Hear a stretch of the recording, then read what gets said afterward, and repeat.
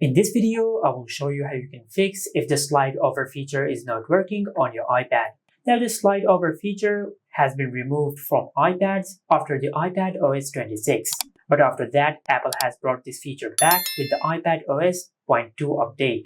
Now, first of all, just go to Settings, and under Settings, just go to General.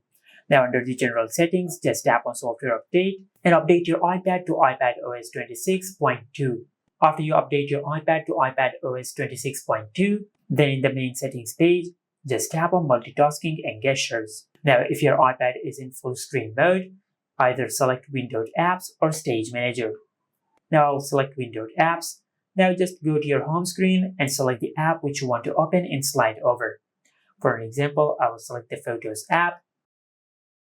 Now if you have opened an app and if it opened in a full screen mode, then just drag down that app from the top of the screen and open it in a pop-up window.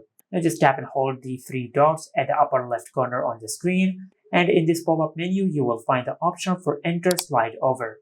Now after you do that, you will set the selected app in slide over mode, just like that. And this is it. Make sure to like, comment and subscribe. Thank you for watching.